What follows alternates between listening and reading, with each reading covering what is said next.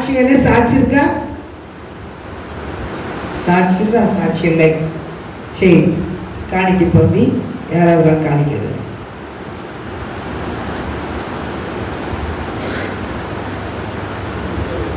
உனக்கு ஒருவர் இருக்கிறார், உன்னை விசாரிக்க தொடுக்கிறார், உன்னையும் என்னையும் இயேசு நேசிக்கிறார், நம்மை உள்ள கைகளில் வரைந்திருக்கிறார்.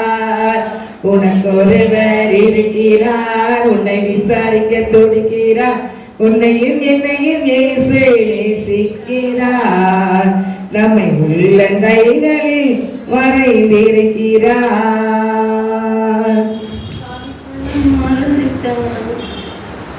சாதிச்சாலும் மறந்திட்டாலும் மறந்திடாதவர், சோதிகளின் பிதாவாம் இயேசுவானவர்.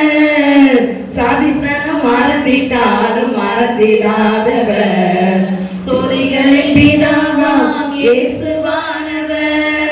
சூழ்நிலைகள் மாறினாலும் இயேசு உன்னை மறப்பதில்லை, சூழ்நிலைகள் மாறினாலும் இயேசு உன்னை மறப்பதில்லை.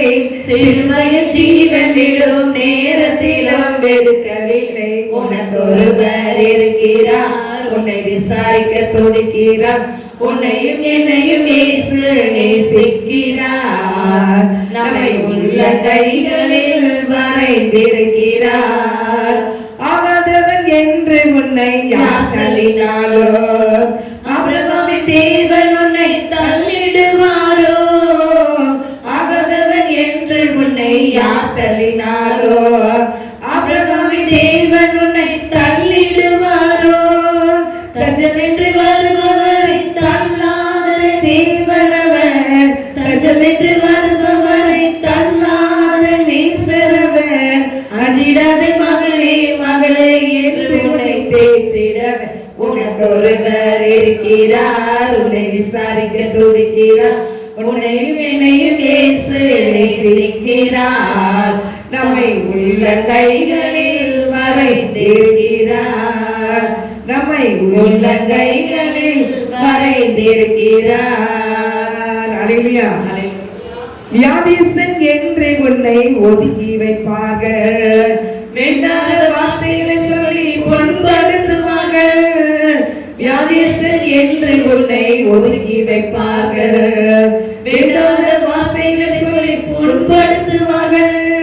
வல்லதா சாவதா என்று நீ அழுது புலம்பிடுவாய், வல்லதா சாவதா என்று நீ அழுது புலம்பிடுவாய். வாழ்தான் வேண்டும் என்று வியாதியிலே சுகம் தரவே உனக்கு ஒருவர் இருக்கிறார், உன்னை விசாரிக்க துடிக்கிறார், உன்னையும் என்னையும் இயேசு நேசிக்கிறார், நம்மை உள்ள கைகளில் வரைந்திருக்கிறார், நம்மை உள்ள கைகளில் வரைந்திருக்கிறார், நம்மை உள்ள கைகளில் வரைந்திருக்கிறார். என் அன்பின் பரிசுத்த பிதாவே, இந்த வேலைக்காக நன்றி சுற்றுறேன். இயேசப்பா, பாடை வேலை, ஆராத வேலை, ஜெப வேலை, ஆண்டவரை காணிக்க போது எல்லாத்தையும் நீங்க ஆசீர்வாதம் கொடுத்தீங்க. நன்றிப்பா. எங்கள் நடுவில் நீ விளாவி கொண்டு இருக்கிறீர். உமக்கு கொடான கொடி நன்றி சொல்றேன். இயேசப்பா, தொடர்ந்து கர்த்தருடைய ஆவியனுடைய ஆளுகைகளை ஒப்பு கொடுக்கிறோம். நீர் பொறுப்பெடுத்து நடத்து மகிமைப்படும். இயேசுவின் நாமத்தினாலே ஜெபிக்கிறேன் நல்ல தகப்பனே. ஆமென், ஆமென், ஆமென், ஆமென். வசனம் தியானிக்கையில் இதயமதில் ஆறுதலே, காரிருளில் நடக்கையிலே தீபமாக பலி நடத்தோர். காரிருளில் நடக்கையிலே தீபமாக பலி நடத்தோர். திரு கரத்தால் தாங்கி என்னை திரு சித்தம் போல் நடத்திடுமே. குயவன் கையில் களிமண்ணால் அனுதினமே வணைந்திடுமே. குயவன் கையில் களிமண்ணால் அனுதினமே வணைந்திடுமே. அல்லேலூயா, அல்லேலூயா. தகப்பனே, இந்த வேளையிலே நீர் பேசும் ஆண்டவரே, நாங்கள் கேட்கிறோம். உடைய பாதத்தில் எங்களை தாழ்த்தி வெறுமையாக்குறோம் ராஜா. வேதத்தை மறைபொருள் எங்களுக்கு வெளிப்படுத்தும் அப்பா. ஆவியானவர் பேசுவீராக. கர்த்தருடைய கட்டை தாழ்த்திய தொடுகிறோம். நீ பேசு, நாங்கள் கேட்கிறோம். இயேசுவின் நாமத்தினால் ஜெபிக்கிறோம் நல்ல பிதாவே, ஆமென்.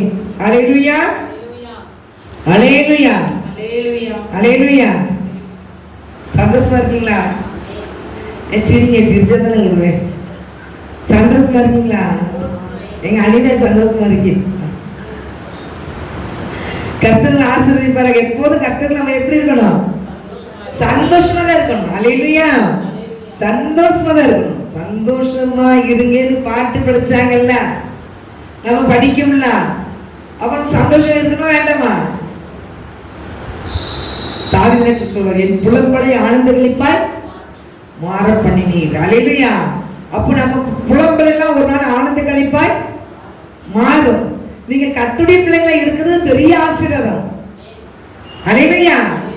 ஏசப்பாவுக்கு பிள்ளைங்களா இருக்கிறது பெரிய ஆசீர்வாதம். இன்னைக்கு எவ்வளவு மக்கள் ஏசப்பாவை அறியாம என்ன செஞ்சுட்டு இருக்காங்க? மறைச்சிக்கிட்டு இருக்காங்க. எங்க போறாங்க? எரிகிற அக்னிக்கு போயிட்டு இருக்காங்க.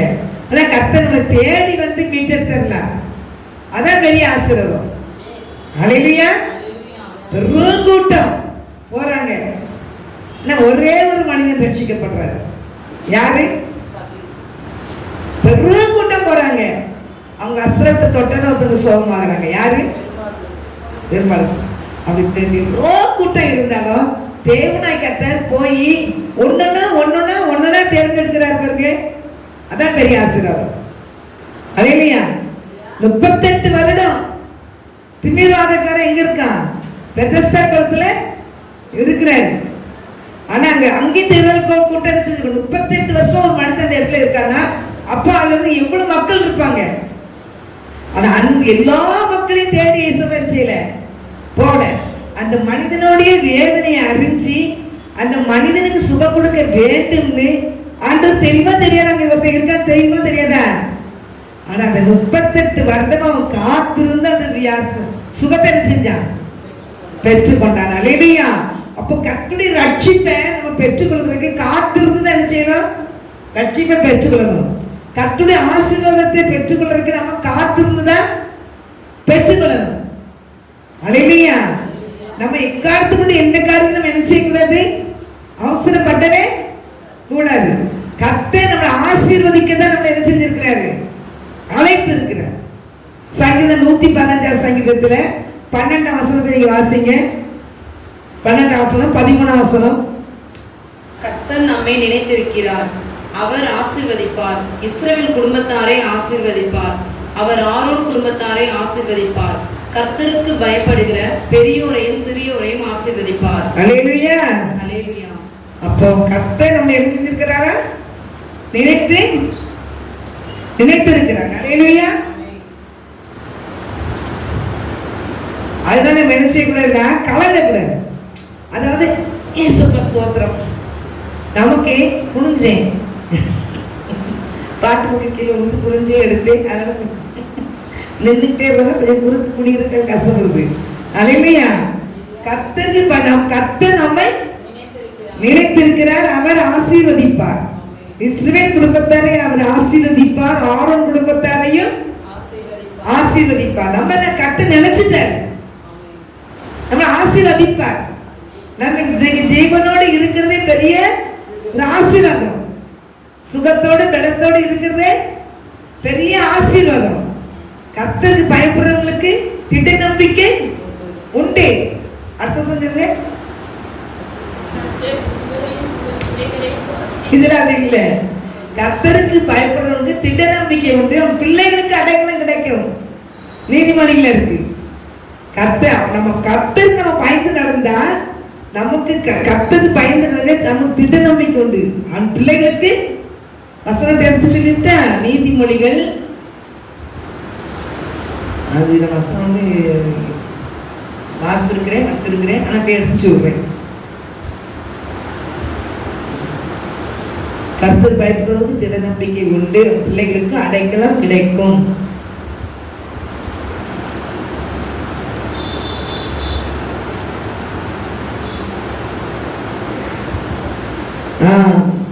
நீதிமொழிகள் 14ஆம் அதிகாரம் 26ஆம் வசனம். நீதிமொழிகள் 14. பயப்படுகிறவருக்கு நம்பிக்கை உண்டு, அவன் பிள்ளைகளுக்கு அடைக்கலம். அல்லேலூயா. கர்த்தருக்கு நம்ம பயந்து நடந்தோம்னா நம்ம பிள்ளைகளுக்கு அடைக்கலம் கிடைக்கும். அப்ப கர்த்தருக்கு பயந்து நடந்த ஒவ்வொரு நேரமும் ஆண்டவருக்கு பயந்து நம்ம நடக்கணும். அல்லேலூயா. எந்த காரியம் பிடிக்கும் எந்த காரியம் பிடிக்காதுங்கிறது நமக்கு ஆண்டவர் வளர்த்துவார். அப்ப அது பிரகாரம் நம்ம போய்கிட்டு இருக்கும் போது நம்ம பிள்ளைகளுக்கு அவர் என்ன செய்றாரு? அடைக்கலம் கொடுக்கிறார். அல்லேலூயா. தாராளமான உணர்வுலாம் செழிப்பு உண்டாகும். கர்த்தருடைய பிள்ளைகளுக்கு நல்ல தாராளமான நல்ல ஒரு குணங்கள் என்ன செய்யணும்? செழிப்பு தான். அல்லேலூயா. அது வாசித்துக்கேன், பார்த்துருக்கேன். அது வந்து சங்கீதத்தில் எங்கே இருக்கு? சங்கீதத்தில் தான் இருக்குன்னு நினைக்கிறேன். தாராளமான குணங்கள் என்ன உண்டுமா? செழிப்பாகுமா? அல்லேலூயா. கர்த்தருடைய பிள்ளைகள் வந்து நம்ம வந்து இருதயத்தை கடினப்படுத்தக்கூடாது. இந்த காரியத்துக்கு நம்ம தாராளமா இருக்கணும். கர்த்தருடைய பிள்ளைகளுக்கு நமக்கு தந்திருக்கிறார் ஆண்டவர். அல்லேலூயா. நம்ம தேவ பிள்ளைகளுக்கு நம்ம குடும்பத்தின் பிள்ளைகளுக்கு அடைக்கலம் வேணும்னா நம்ம கர்த்தருக்கு பயந்து நடந்த போது நம்ம பிள்ளைகளை கர்த்தரிச்சுவாரு, அடைக்கலம் பாதுகாத்துக்குவார். அல்லேலூயா. இப்படி எங்க ஆலயத்திலே நான் ஜெபம் பண்ணிக்கிட்டு இருந்தேன். ஒரு நாள் திடீர்னு ஒரு ஊழியக்காரன்னு எனக்கு போன் அடிச்சாங்க. கஸ்தூரிக்கா, என் பையனை ஸ்கூலுக்கு போயிட்டு என் பையனை காணோம், எனக்கு என்ன செய்யணும் எனக்கு தெரியல கஸ்தூரிக்கா, எனக்கு என் பையனுக்கா ஜெபம் பண்ணிக்கினேன். நீங்க அவ்வளவுக்குள்ள ஆண்டவரை ஊழியம் செய்றீங்கல்ல, ஏன் பயப்படுறீங்க? கர்த்தருக்கு பயப்படுறது திட்ட நம்பிக்கை இருக்கணும். ஏசப்பா உங்க பிள்ளைகளுக்கு அடைக்கலமா இருப்பார். எங்கதான் கர்த்தருடையக்காரர் அழைத்துட்டு வந்துருவாரு சொல்லி 10 நிமிஷத்துல கஸ்தூரிக்கா என் பையன் வந்துட்டாங்க அப்படின்னாங்க. இப்போ தேவனுடைய பிள்ளைகளுக்கு ஆண்டவர் என்ன செஞ்சிருக்கிறாரு? வசனத்தை தந்திருக்கிறாரு. அந்த வசனத்தை நம்ம என்ன செய்யணும்? நம்ம அந்த வசனத்துக்கு கீழ்ப்படியணும். நிறைய வசனத்தை ஆண்டவர் கொடுத்திருக்கிறாரு. நம்ம வசனத்துக்கு கீழ்ப்படியணும். அல்லேலூயா. கர்த்தருக்கு பயப்பதிலே ஞானத்தின் ஆரம்பம். அப்ப நமக்கு ஞானம் வேணும்னா கர்த்தருக்கு என்ன செய்யணும்? பயப்படணும். ஆண்டவர் பயந்தா நமக்கு எல்லா ஞானத்தையும் ஆண்டவர் தந்துருவாரு. தருவாரு எல்லா ஞானத்தை தருவாரு. நம்ம பேசிக்கிட்டே இருப்பார் ஆண்டவர். நம்முடைய எல்லாத்தையும் பேசுவார். பேசுறது யாருமே ஏசப்பா பேசுறேன்னு சொல்லவே முடியாது. அல்லேலூயா. வசனத்தின் மூலியமா படிப்பாங்க, பேசுவாங்க ஏசப்பா. பாடல் மூலியமா ஏசப்பா பேசுவாங்க. பிரசங்க மூலியமா ஏசப்பா பேசுவாங்க. தனிப்படும் போது நம்ம உட்கார்ந்து இருக்கும் போது தூங்கி இருக்கும் போது ஆண்டவர் பேசுவாரு. சில காரியங்கள் பயந்து இருக்கும் போது சில ஆண்டவர் பக்கத்துல இருந்து பேசுவார். அல்லேலூயா. ஆண்டவர் நம்ம சுத்தி தான் என்ன செஞ்சிருக்கிறாரு? இருக்கிறாரு. அல்லேலூயா. கர்த்தருடைய பிள்ளைகளை நீங்க தேவ சத்தத்தை கேட்கிற பிள்ளைகளா இருக்கணும். கர்த்தர் சாமுவேல் வந்து தேவனுடைய ஆலயத்தில் இருக்கிறார். குட்டி பையன் அவங்க போய் ஆண்டவர் என்ன செய்றாரு? ஏலியுடைய குடும்பத்தை பத்தி பேசுறதுக்கு சாமுவேலை தெரிந்தெடுக்கிறார். அல்லேலூயா. ஏலி வந்து வயசானவர் தான், ஆசாரிய ஊழியம் செஞ்சுட்டு இருக்கிறாரு. அவருடைய குடும்ப காரியத்தை பத்தி பேசுறதுக்கு சாமுவேலை தெரிந்தெடுத்து சாமுவேல்கிட்ட போய் சொல்றாரு. சின்ன குட்டி பையன், எத்தனை வயசுன்னு தெரியல. அந்த பையன் போய் சொல்றாரு, அவங்க குடும்பத்தை பத்தி பேசுறாரு. அப்போ சாமுவேலும் போது ஆண்டவர் அவங்க தெரியாது. நிறைய போய் தாத்தாட்ட போய் இருந்துச்சு, ஏலி தாத்தாட்ட போய் நீங்களை கூப்பிட்டீங்களான்னு எல்லாம் பாங்க அடுத்த படுத்துக்கிடுவான். அதுக்கப்புறம் கூப்பிடுவாங்க, அங்கேயுமே திரும்பிங்கப்பா. அப்போதான் ஆண்டவர் வந்து அவங்கள்ட்ட என்ன செய்யறாரு? பேசுறதுக்கு வராரு அப்படின்னு சொல்லி, அப்பா நீ போய் படுத்துக்கோ, இன்னும் நீ கூப்பிட்டாங்கன்னா கரெக்டாவே சொல்லும், அடியே கேட்கிறேன்னு சொல்லு. இப்ப எலித்தாத்தாவுக்கும் ஆண்டவர் பேசுறது தெரியதான் செய்யுது. அப்போ கர்த்தருடைய பிள்ளைகளுக்கு நம்ம என்ன செய்யணும்? ஆண்டவர் நம்மகிட்ட பேசுறதுக்கு நம்மளுடைய வழியை சரி பண்ணிக்கிடணும். நம்ம ஆண்டவர் பேசுறதுக்கு நம்மளுடைய ஆண்டவர் சொல்லணும், ஏசப்பா என்கிட்ட பேசுங்க, எனக்கு நீங்க எப்படி பேசுங்க தெரியல, எனக்கு சொல்லித்தாங்க நீங்க பேசுறத, நான் என்ன எப்படி கேட்கணும் அப்படின்னு கேட்டீங்கன்னா அந்த கரெக்டா சரியா அதை செய்வாரு. அல்லேலூயா. எத்தனை பேர்த்த ஏசப்பா இரவுல தூங்கி இருக்கும் போது ஜெபத்துக்கு எழுப்பி விடுவாரு. நீங்க வந்து எல்லாத்தையும் கையெழுத்திய நல்லதான் எழுப்பி விடுவாரு. நம்ம தான் என்னென்ன சோம்பேறிகள். இவரு நல்ல நைட்ல சில நேரம் 3 மணிக்கு எழுப்பி விடுவாங்க ஏசப்பா. மணியை பார்ப்பேன் 4 மணி ஆகிட்டு ஏசப்பா, என்ன சார் 3 மணிக்கெல்லாம் எழுப்பிட்டு 5 மணிக்கு எழுப்பிட படுக்கணும். அது நம்மளோட மிஸ்டேக். நான் இப்போ எங்க பெட்மன் சொன்னது ஒரு கார்த்திகை எதுன்னு சொன்னாங்கன்னா, ஒரு ஊருக்கு போயிருந்தாங்க, லாட்ஜிங் எடுத்து தங்கியிருந்தாங்க. நைட்ல 1 மணிக்கு ஏசப்பா போய் எழுச்சினாங்களா, போய் பேசுனாங்களா, பக்கத்து ரூமுக்கு போ அப்படின்னாங்களா.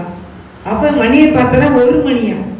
அப்போ 1 மணிங்கும் போது என்ன சார் 1 மணிக்கு பக்கத்து ரூம் போய் கட்ட சொல்றீங்க, நான் போகலை அப்படின்னாலாம். திருப்பி ஆண்டவர் சொல்லி பார்த்தாராம். என்ன செய்யறாங்க? கேட்கலையா? காலையில் எல்லாம் அவங்க தூங்கி முடிச்சு காலையில் வந்து பார்த்தா அந்த ரூம்ல ஒரே கூட்டமா. பக்கத்து ரூம்ல இருக்கும்போது என்ன செஞ்சாங்க? தூக்கு மணி ஆரம்பிச்சாங்க. அப்போ ஆண்டவர் வந்து கரெக்டாக எழுப்பி விடுறாருல, போ பக்கத்து ரூம் போ தட்டு நீன்னு சொல்றேன்னா என்ன செய்யணும்? கேட்கணும். அல்லேலூயா. அதே மாதிரி அருள்ராஜன் ஒரு அருள்ராஜ் ஊழிக்காரு மெட்ராஸ்ல, அந்த ஒரு சாட்சி சொல்லியிருந்தாங்க. அவங்க திடீர்னு வந்து எல்லார் வீட்டுக்கு போனாங்க நைட்டு 12 மணிக்கு. அப்போ நல்லா போயிட்டாங்க. அப்போ சொன்னாங்க நிறைய பிரச்சனைகள் இருந்தேன், ஏன் இந்த உலகத்தில் உயிரோடு இருக்கணும், செத்தா நல்லா இருக்குமே நாங்கள் நினைச்சுக்கிட்டே உட்காந்துட்டு இருக்கிறோம், திடீர்னு 12 மணிக்கு நைட்ல வரலையா அப்படின்னு கேட்டது. ஆண்டவர் வீட்டுக்கு என்னை போக சொன்னாங்க, அதனால வந்தேன்னு சொன்னாங்க அருள்ராஜனே. அந்த ஊழியர்கள் இறந்துச்சாங்க. இப்போ அப்போ ஆண்டவர் ஒரு அழகா ஒரு வேலையை கரெக்ட் பண்றாரு. ஒரு பிள்ளைங்களுக்கு வந்து இப்படி ஒரு பிரச்சனை இருக்கும்போது ஆண்டவர் என்ன செய்யறாரு? பிள்ளைகளை அனுப்புறாரு, கர்த்தருடைய பிள்ளைகளை. இன்னும் நான் சாட்சி கேள்விப்பட்டிருக்கேன். என்கிட்ட கர்த்தருடைய ஊழியர் சுவிசேஷம் டிராக்ஸ் கொடுக்கும்போது என்ன செஞ்சாங்க? எல்லா தெருக்களையும் டிராக்ஸ் கொடுக்க போயிருக்காங்க. டிராக்ஸ் கொடுக்க போகும்போது ஒரு வீட்டில் ஒரு குடும்பத்தில் ஒரு பிரச்சனை இருந்திருக்கு. அந்த அப்பா அவங்க என்ன செஞ்சிருக்கிறாங்கன்னா ஒரு சகோதரி அவங்க ஸ்டூலை தூக்கி போட்டு தூக்கு போடுறதுக்காக ஸ்டூலை தூக்கி போட்டிருக்காங்க. அந்த நேரம் அவங்க ஜன்னலோடு ஒரு பேப்பர் விழுந்திருக்கு. பேப்பர் அப்படி விழுந்த உடனே இவங்களுக்கு அந்த தூக்கு போடணும்னு நினைக்கும் போது திரும்பி என்ன பேப்பர் யார் போடுறான்னு சொல்லி உடனே இறங்கி வந்து பார்த்தா ஆண்டுடைய சுவிசேஷ நோட்டீஸ். உடனே எடுத்து வாசிக்கும் போது ஆண்டு பேச ஆரம்பிச்சிருக்காரு. அவங்க அப்படியே மனம் திரும்பி அந்த தற்கொலை இடத்திலிருந்து விடுதலை பண்ணிட்டாங்க. அப்ப இயேசுவ சுவிசேஷ ஊழியத்தை ரைஸ்ல போட்டு அப்படி என்ன செய்யறாரு? ஆண்டவர் சந்திக்கிறாரு. நான் கர்த்தருடைய பிள்ளைகளாகிய நமக்கும் ஆண்டவர் நினைச்சிருந்தா ஒவ்வொரு காரியத்திலையும் நம்மளை நினைச்சிறாரு, நேசிக்கிறாரு. ஒவ்வொரு காரியத்திலையும் அவரே போய் நினைச்சிறாரு, அந்த ஊழியத்தை ஊழியக்காரன் மூலமா செய்ய வைக்கிறாரு ஆண்டவர். அல்லேலூயா. அப்ப கர்த்தருடைய சத்தத்தை நம்ம என்ன செய்யணும்? கவனமா கேட்கணும். இன்னைக்கு அது கேட்கறதுக்கு ஆளே இல்ல. கர்த்தருடைய பிள்ளைகளாகிய நாம ஊழியக்காரங்களுக்கு எல்லாத்துக்கும் தெரியும், கர்த்தருடைய ஊழியத்தை செய்யற எல்லா பிள்ளைகளுக்கும் ஆண்டவர் அவங்களுக்கு பேசுவார், அவங்களுக்கு தெரியும். ஆனா கர்த்தருடைய விசுவாச குடும்பத்தில் உள்ள பிள்ளைங்க தேவ சத்தத்தை என்ன செய்யணும்? கேட்கணும். தேவ சத்தத்தை கேட்டாதான் நம்ம என்ன செய்ய முடியும்? ரட்சிக்கப்பட முடியும். ஆண்டவரை அறிகிற அறிவுனால நிரப்ப முடியும். அவர் சத்தத்தை செவி கொடுக்கும் போது ஏசப்பா நம்மளோட என்ன செய்வார்? பேசுவார். அல்லேலூயா. நான் தேவனுக்கு நீங்க பயந்து நடக்கணும். பயந்து நடந்தா அல்ல ஞானத்தை ஆண்டவர் தருகிறார். வசனத்து பிரகாரம் கர்த்தருக்கு பயப்படுறவங்க உள்ளத்திலிருந்து என்ன செய்யும்? ஜீவ நதிகள் புறப்பட்டு ஓடும். அல்லேலூயா. அவங்க பாருங்க இந்த போட்டு 27 வசனத்துல கர்த்தருக்கு பயப்படுற ஜீவ ஊற்று, அதனால் மரண கண்ணிகள் கூட என்ன செய்யலாமா? தப்பித்துக் கொள்ளலாமா? கர்த்தருக்கு பயப்படுற பிள்ளைகளுக்கு என்ன செய்யுது? கர்த்தருக்கு பயப்படுற ஜீவ ஊற்று, அதனால் மரண கண்ணிகள், மரணம் கூட வந்தாலும் கூட விலகி வச்சு இந்த கண்ணிகள் கூட தப்பிச்சுக்கிறாங்க. கர்த்தர் பாதுகாக்கிறாரு. அதான் தேவனுடைய பிள்ளைகள் எல்லாமே ஆண்டவருக்கு பயந்து நம்ம நடக்கணும். ஆண்டவர் நம்மளை அழைச்சிருக்கிறாரு, கர்த்தருடைய பிள்ளையா வைத்திருக்கிறாரு. நம்ம எந்த காரியத்திலையும் தேவனுக்கு முன்பாக நம்ம தாழ்மைப்படும் போது கர்த்தருடைய ஆவியானவர் நம்ம நினைச்சுவார், ஆட்கொண்டு வழிநடத்துவார். ஒவ்வொரு மனிதனுடைய குணபாவங்களும் அந்த பார்த்து வாசகம்ல யாக்கோப்புல எடுத்தோம்ல மிருக குணம், அந்த வசனத்தில் நான் வாசிக்கிறேன். மிருக குணம் அவங்களுக்குள்ள எரிச்சிதான் இருக்குன்னு ஆண்டவர் சொல்லியாரு. யாக்கோப்பு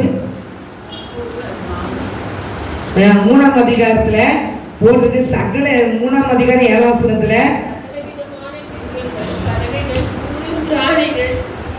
நீர் வாழும் ஜந்துக்கள் ஆகிய இவைகளின் சுபாவம் மனுஷ சுபாவத்தினால்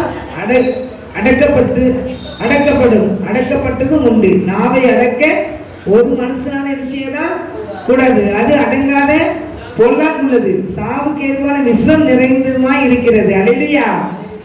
காலையில் மெசேஜ் அதான் எடுப்பேன். நான் அடக்கின நாக்கு பயங்கரமானதுன்னு சொல்லி இந்த வயட்ட காலையில் வாசித்தேன்.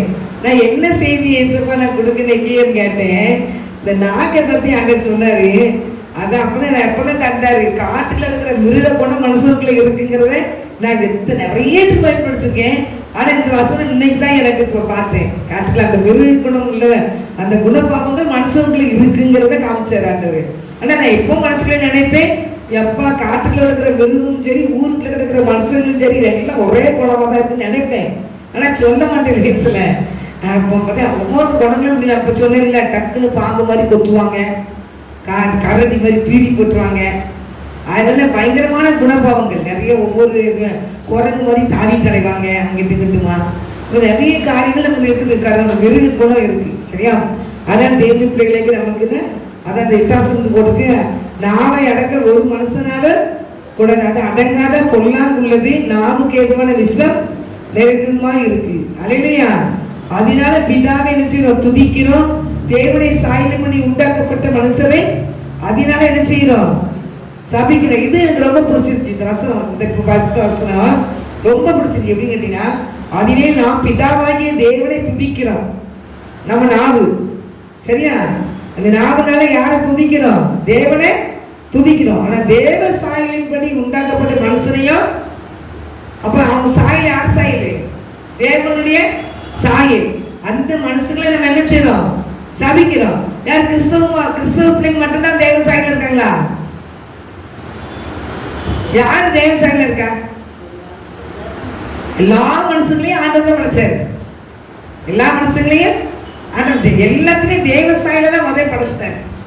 தேவ சாயல் தான் படைச்சாரு. அவர் மண் எடுத்து அந்த மனிதனை படைக்கும் போது தேவ சாயலாக தான் படைச்சாரு. அப்ப எல்லா மக்களும் தேவ சாயல் தான்.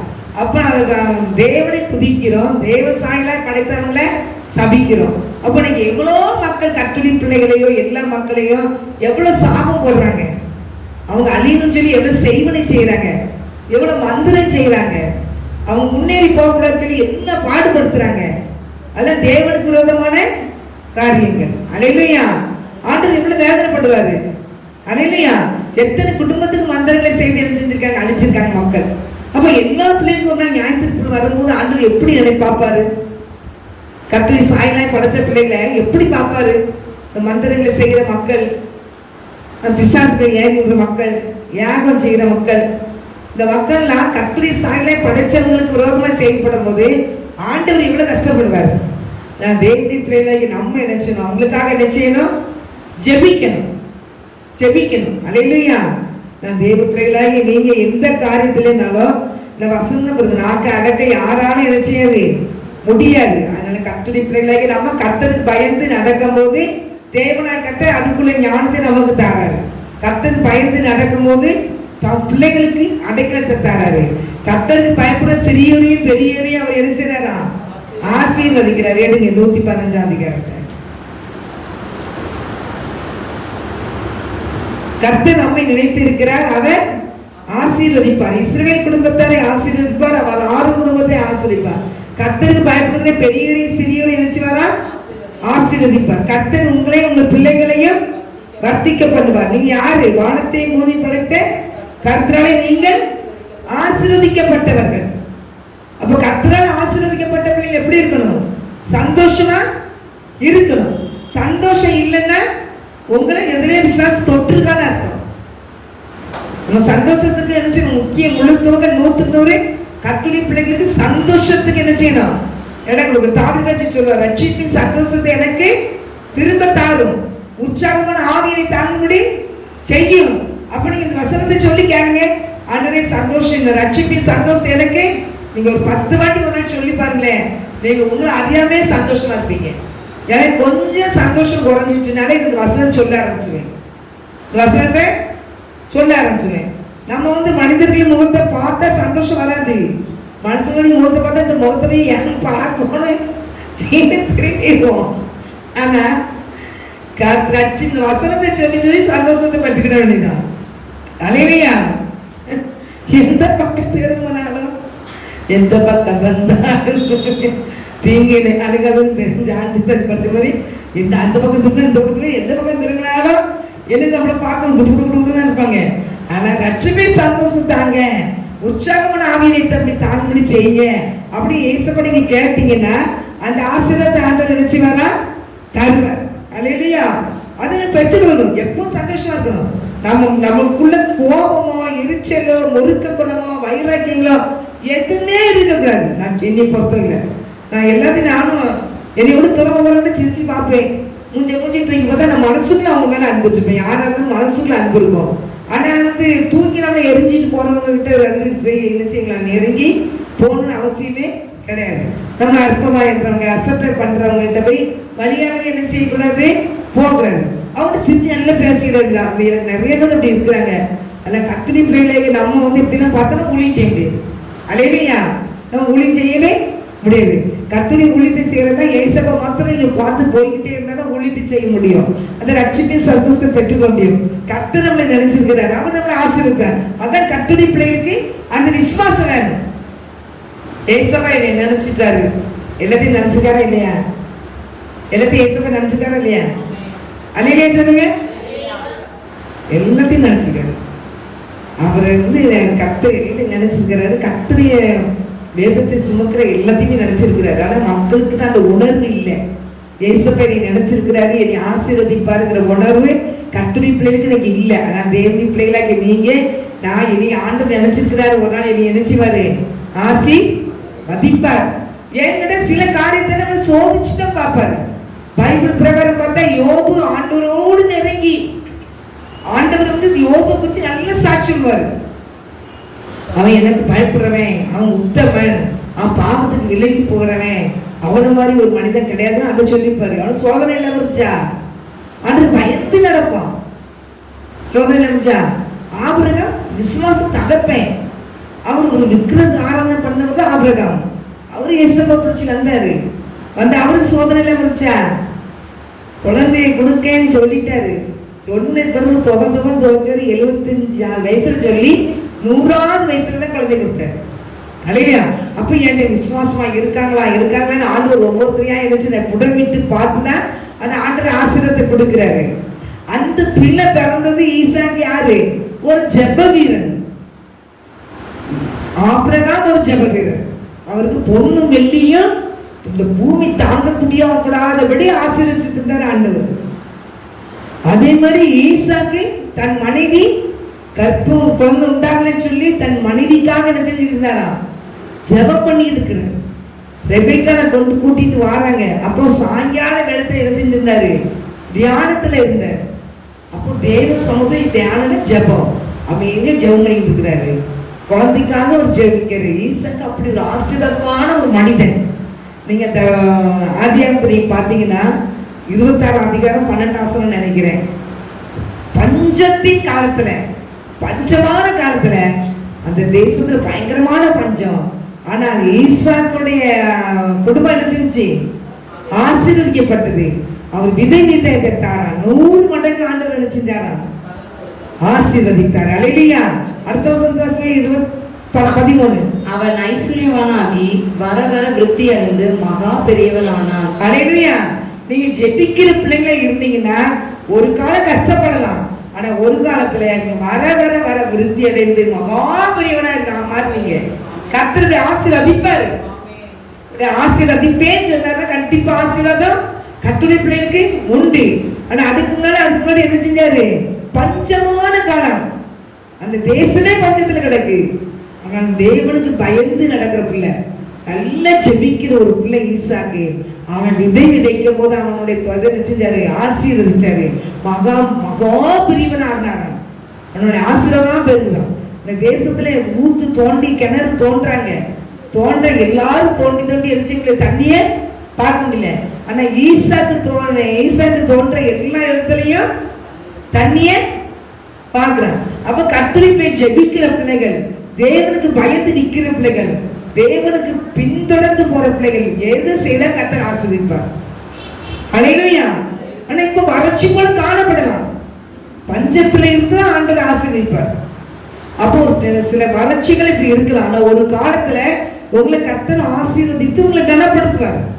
கவலையே படாதீங்க. சில காரியத்துல ஆண்டவர் புடமிட்டு கூட்டிட்டு போய் தேவனாய் கர்த்தரை நினைச்சு பார்க்காத ஆசீர்வாதத்துக்களாக தேவன் கூட்டிவிட்டு விடுவார். அல்லேலூயா. கர்த்தரின் பிள்ளைகளாக நீங்க யோபு வந்து பெரிய ஆசீர்வதிக்கப்பட்ட மகன் தான். பெரிய சீமானா தான், செழிப்புள்ளவனா இருந்தான். பிள்ளைகளுக்கு குறை கிடையாது. மனைவி அன்புள்ள மனைவி, பிள்ளைகள் 10 பிள்ளைகள் ஆண்டு வச்சிருந்தாரு. எல்லா தோட்ட துறவு, ஆடு மாடு எல்லாம் நிறைஞ்சுதான் இருந்துச்சு. சில சோதனைகள் குடும்பத்தில் வந்துச்சு. அது பிசாசுக்கு போறாம, சாத்தானுக்கு போறாம வந்துட்டு செழிப்பா இருக்கிறாங்க. என்ன செய்யலாம் அப்படியே கது கட்டிக்கிட்டே இருந்து ஆண்டவர்கிட்டயே போய் என்ன செய்யறான், உத்தரவு கேட்கிறான். ஆண்டவர் கேட்பாரு. அது 1ஆம் அதிகாரம், யோபு 1ஆம் அதிகாரம் 8ஆம் வசனம் நினைக்கிறேன் பாருங்க. கர்த்தர் சாத்தானை நோக்கி, என் தாசனாகிய யோபின் மேல் கவனம் வைத்தாயோ? உத்தமனும் சன்மார்க்கனும் தேவனுக்கு பயந்து பொல்லாப்புக்கு விலகிறவனுமாகிய அவனை போல் பூமியில் ஒருவனும் இல்லை என்றார். ஆண்டவரே சாட்சி கொடுக்கிறார். ஆண்டவரே சாட்சி கொடுக்கிறார். அவ்வளவு ஒரு ஆசீர்வாதமான பிள்ளை கடைசியில் சில காரியங்கள் செஞ்சு மொத்தம் வந்து அள்ளிட்டு போயிட்டான் சாசு. குழந்தை பிள்ளைகளை கொண்டு போயிட்டான், ஆடு மாடு எல்லாத்தையும், ஒட்டகம் எல்லாத்தையும் கொண்டு போயிட்டான். எல்லாம் போய் தன்னால எரிஞ்சிருந்தான், வியாதினால ஓட்டை வச்சு எரிஞ்சிட்டு சொல்லிட்டு இருக்கான். யாராவது ஆண்டவர்கள் நினைப்பாங்களா அப்படிங்களா? ஒரு செலவு சொல்லுவாங்களாம், எனக்கு யோபு மாதிரி எனக்கு போராட்டம், யோபு மாதிரி பிரச்சனை. அன்று ஏசப்ப வந்து அனுமதிக்கப்பட்டு என் பிள்ளைங்க தாங்காது அப்படின்னு அழிலையா.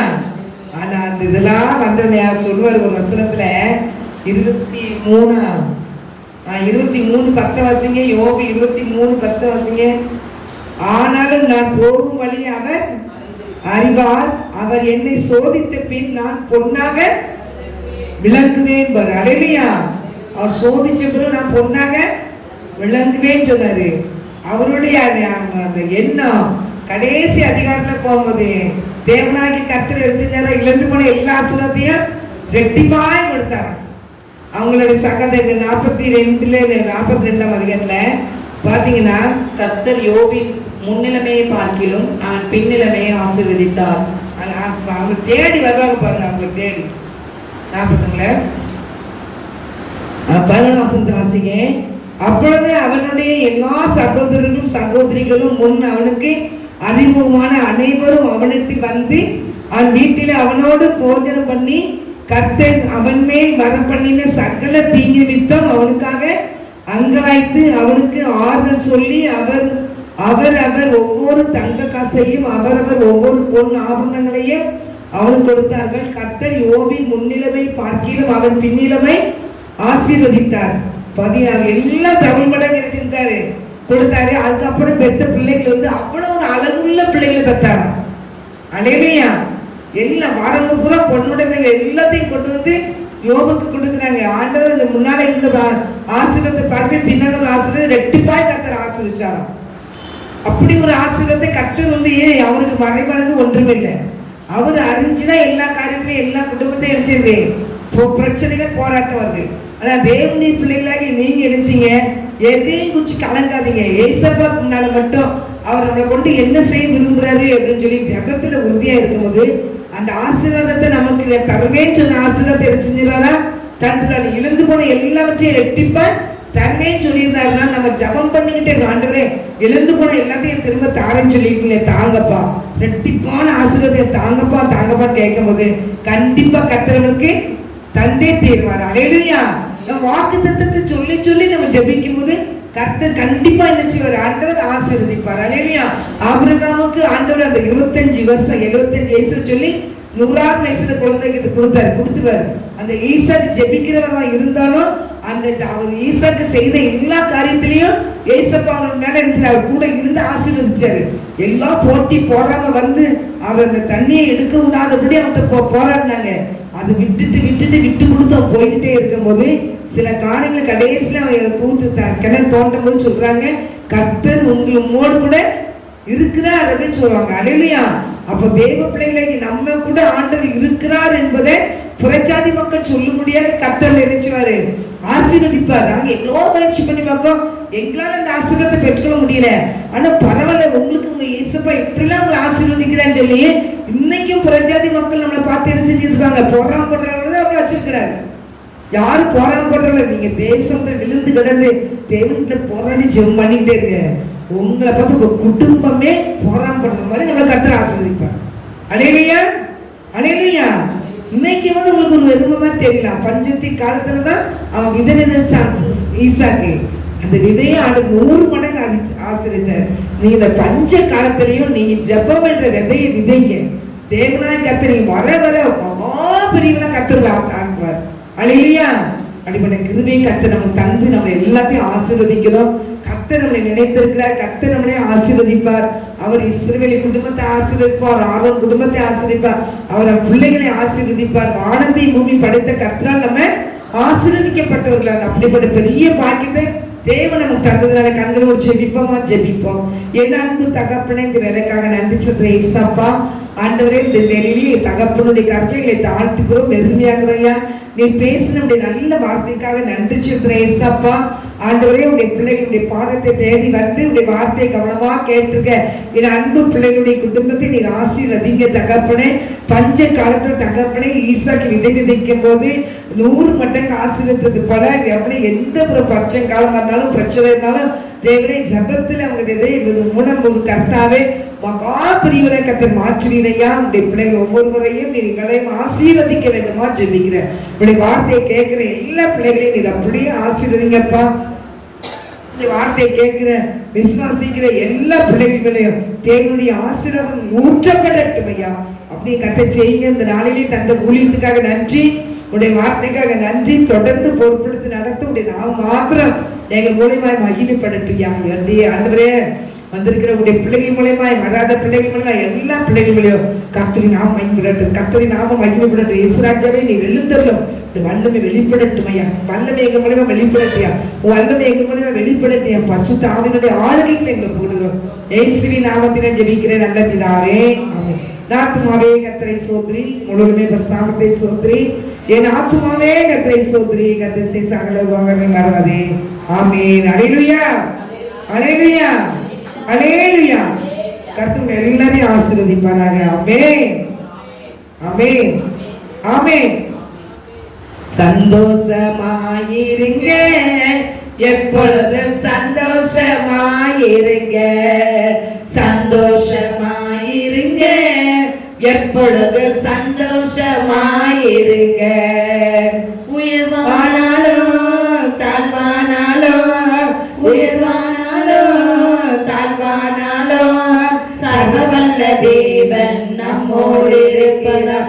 சர்வவல்ல தேவன் நம்மோடு இருக்கிறார். சந்தோஷமாயிருங்க, எப்பொழுது சந்தோஷமாயிருங்க. அல்லேலூயா, அல்லேலூயா, அல்லேலூயா. எப்பவும் சந்தோஷமா இருங்க. கர்த்தர் ஆசீர்வதிப்பாராக. ஆமென்.